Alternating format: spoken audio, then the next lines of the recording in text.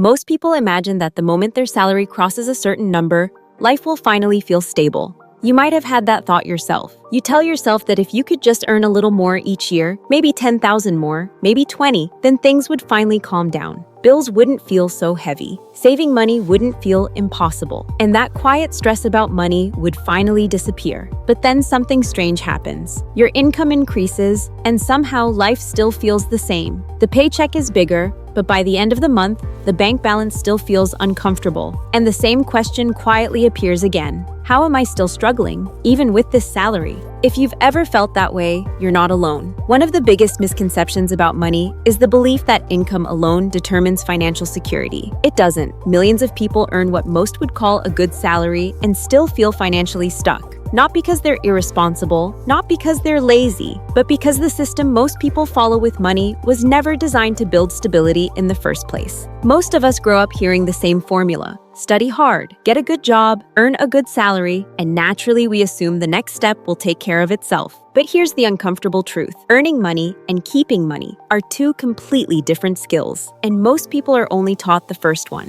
Think about what usually happens when income increases. Maybe you switch jobs, maybe you get promoted, maybe overtime or bonuses start appearing. At first, it feels like progress, but quietly, something else begins to grow alongside that income. Your lifestyle. The apartment becomes a little nicer, the car gets upgraded, you eat out more often because now you can afford it. None of these decisions feel irresponsible.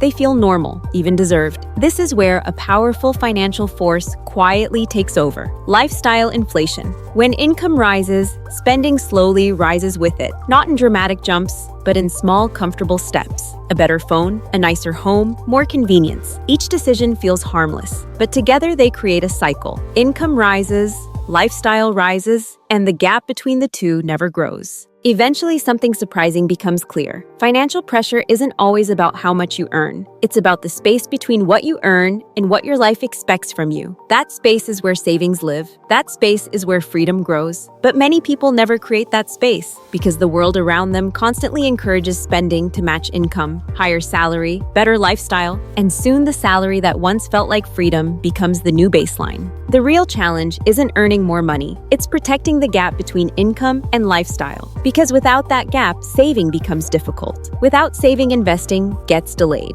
And without investing, time never gets the chance to work through compound growth. But the moment people notice this pattern, something changes. They stop asking how much more they need to earn and start asking how much their lifestyle actually needs to grow. That shift slowly creates breathing room. A little more saving, a small investment, a little less pressure. And over time, those quiet decisions begin to stack. Financial progress rarely arrives as a dramatic breakthrough. More often, it appears as a slow widening of the space between the life you live today and the life you're quietly building for tomorrow.